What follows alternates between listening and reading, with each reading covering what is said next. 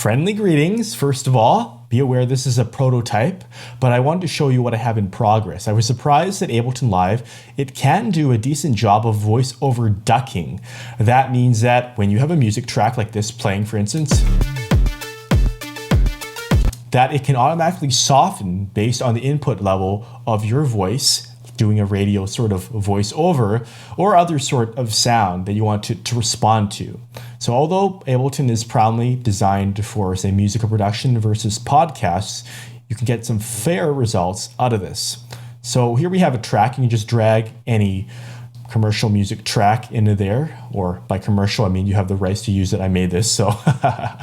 And then let me click and drag this and show you my preset.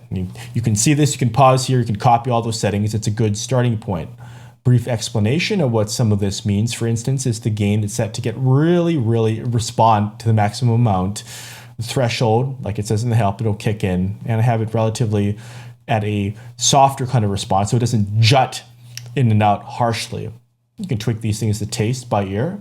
Right here, we'll have another track. Now this needs to be what we call the side chain. This is what feeds it. Otherwise, how does it know how to get softer? So we'll set it to be to audio. This is kind of a generic name, so I can right click it and rename it to just voice.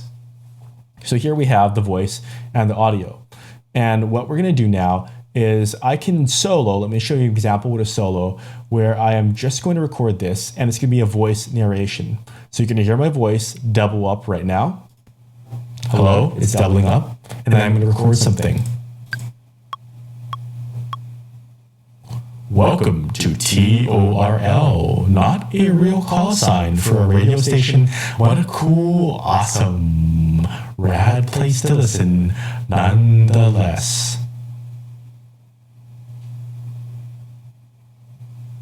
And there's some room noise, and I don't like that. So when I play it back, I can still hear that room noise. And to deal with that, you can apply a gate effect. That means noise below a certain threshold, it chops it off. So here I will click and drag room noise onto here. And you can see my settings for this as well. Another thing I'm tweaking, and it depends, you can tweak to taste. Different contexts will have different specific applications. And let's play it now. Less. And notice it just silences it right there. Whereas before, less. Before, after. You can hear that how that muted. So this is good because the reason why you want a gate is because this ducking can be sensitive to room noise and hum. It will lower it even if you aren't actively speaking. You don't want to be so sensitive. But now with this in place, we can turn the solo mode off, and let me again show you how this is. And now you can hear how it will respond to my voice. Welcome to TORL, not a real call sign for a radio station. What a cool, awesome, rad place to listen, nonetheless.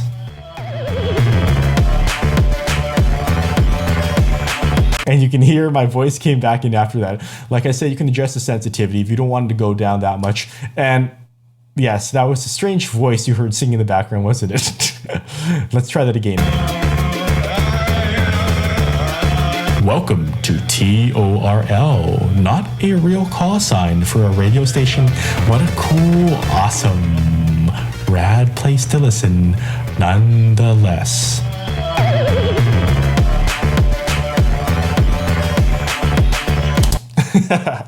That's just a quick, fun tutorial on how to do voiceover ducking with Ableton Live. Copy these out and let me know what you come up with.